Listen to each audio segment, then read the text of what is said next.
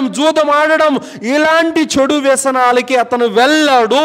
కావున దైవ భీతి అనేది మొదటగా రావాల్సినటువంటి అవసరం ఉంది. ఎందుకంటే సోదరులారా, ఇస్లాం ధర్మాన్ని అనుసరించే ప్రతి ముస్లిం కూడా హలాల్ హరాం అన్నవి ఖచ్చితంగా పాటిస్తాడు. నేను ముస్లింల గురించి అనట్లేదు, ఇస్లాం ధర్మాన్ని పాటించే వ్యక్తుల గురించి అంటున్నాను. ఇస్లాం ధర్మాన్ని పాటించే ఏ వ్యక్తి కూడా హలాల్ హరాం అనేటువంటి విషయాలు తప్పనిసరిగా పాటిస్తాడు.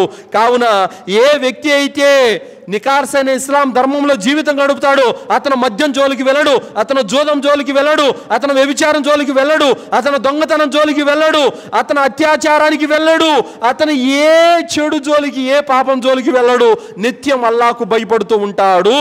కావున ఇది ఒక ఇస్లాం ధర్మంతోనే సాధ్యమవుతుంది సోదరులారా. కావున ఈరోజు ఈ చిన్న పిల్లలపైన కానీ మహిళలపై కానీ ఈ అత్యాచారాలకు అడ్డుకట్ట ఒక ఇస్లాం ధర్మంతోనే సాధ్యమవుతుంది. కావున ఇస్లాం యొక్క చట్టాలను, ఇస్లాం యొక్క షరియతును అమలైతే గనక ఇలాంటివన్నీ కూడా పడిపోతాయి. కావున మనమందరం కూడా నేడు మన దేశంలో అమలవుతున్నటువంటి ఈ మద్యపానం గురించి మనం పోరాడాలి. అలాగే ఈ అశ్లీల సినిమాల గురించి ఆపడానికి మనం ప్రయత్నం చేయాలి. అలాగే సమాజంలో ఈరోజు యువత నాశనం అయిపోతున్న ప్రతి వ్యసనాన్ని ఆపడానికి కూడా మనము ప్రయత్నం చేయాలి. కావున సోదరులారా, వాడు ఏదో రేప్ చేశాడనంటే ఆ రేపుకు కారణం ఎవరు? మద్యం కారణమవుతుంది, అశ్లీల సినిమాలు కారణమవుతున్నాయి. వీటిని ఆపడానికి ప్రయత్నం చేయాలి, వీటికి అడ్డుకట్ట వేయడానికి ప్రయత్నం చేయాలి. అప్పుడు సమాజంలో మార్పు వస్తుంది. కానీ మనము వాడిని చంపేసినంత మాత్రాన ఇంకొకడు తయారవడా? వాడిని ఈరోజు చంపేసినంత మాత్రాన ఇంకొకడు అలాంటి వాళ్ళు 100 మంది తయారవుతారు. కాబట్టి ఇలాంటి మద్యపానాన్ని నిషేధిస్తూ, అశ్లీల సినిమాలను నిషేధిస్తూ, ఈ యొక్క ఫోన్ వెబ్సైట్లు నిషేధిస్తూ, మరియు కఠినమైనటువంటి చట్టాలు తీసుకొని వస్తూ ఈ విధమైనటువంటి సంస్కరణ అనేది ఎప్పుడు జరుగుతుందో అప్పుడే ప్రజల్లో మార్పు వస్తుంది. లేదంటే కనుక ఇది రాను ఎక్కువైపోయి రేపు ఎంతవరకు వెళ్తుందో తెలియదు. కావున సోదరులారా, మీ ఇంట్లో ఒక ఆడపిల్ల ఉంటే మీ అక్క కానీ, మీ భార్య కానీ, మీ చెల్లి కానీ, మీ కూతురు కానీ మీరు ఒంటరిగా బయటికి పంపకండి. మానవ మృగాలు తిరుగుతున్నటువంటి చెడిపోయిన సమాజంలో మనం ఉన్నామన్నటువంటి విషయాన్ని మనం గుర్తుపెట్టుకోండి. అలాగే మీ ఇంట్లో ఉన్నటువంటి ఈ అశ్లీలమైనటువంటి సినిమాలు, అశ్లీలమైనటువంటి సీరియళ్ళు, అశ్లీలమైనటువంటి ప్రోగ్రాములు, ఇలాంటి వాటిని మీరు నిరోధించండి, వాటిని అడ్డుకట్ట వేయండి. లేదంటే ఆ చెడులో మనం కూడా కూరుకుపోయి నాశనం అయిపోయేటువంటి ప్రమాదం ఉంది.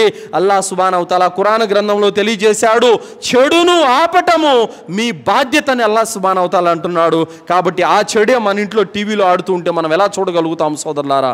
కావున మనం ఇలాంటి వాటిని ఖచ్చితంగా నిరోధించినప్పుడే, ఆపినప్పుడే సమాజంలో మార్పు అనేది వస్తుంది సోదరులారా.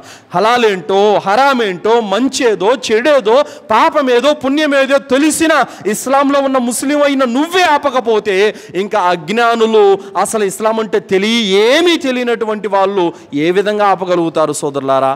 కావున అన్నీ తెలిసినటువంటి మనమే మార్పు మొదలు పెట్టాల్సినటువంటి అవసరం ఎంతైనా ఉంది. కావున ఈరోజు స్త్రీకి రక్షణ లేదు, స్త్రీకి బాధ్యత స్త్రీకి భద్రత లేదు, స్త్రీకి ఏ విధంగా కూడా సేఫ్టీ లేదు.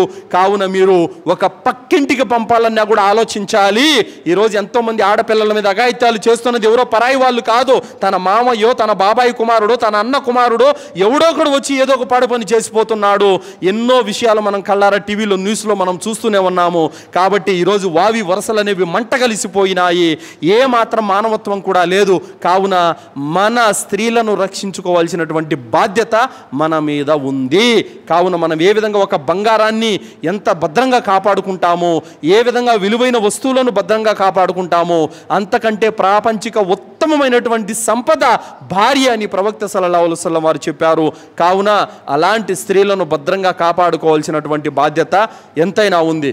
ఏదో ఒక పని ఉందని మనం బయటికి వెళ్ళిపోయి ఒంటరిగా వెళ్ళిపోమని, ఆమెను టౌన్కి వెళ్ళిపోమని చెప్పి, ఆమెనే పోయి షాపింగ్ చేసుకోమని చెప్పి, ఆమెనే వెళ్ళి మార్కెట్కి పోయి రమ్మని చెప్పి ఇవి చెప్పకూడదు. ఖచ్చితంగా మగ తోడు అనేది వెంట వెళ్ళాలి, లేదంటే భద్రంగా తిరిగి వస్తుందన్న నమ్మకము లేదు. కావున ఇలాంటి నేరాలకు, ఇలాంటి ఆకృత్యాలకు, ఇలాంటి అఘాయిత్యాలకు అడ్డుకట్ట వేయాలంటే తప్పనిసరిగా ఇస్లాంను పాటించాల్సినటువంటి అవసరం ఎంతైనా ఉంది.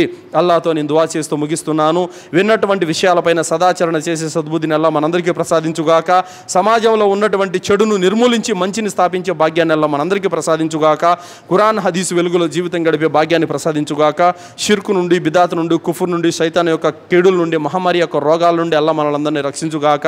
అల్లా మనందరికీ కూడా కబర్ శిక్ష నుండి రక్షించుగాక, జహన్నం నుండి రక్షించుగాక, జన్నతులో ఉన్నతమైన దర్జాలను ప్రసాదించుగాక.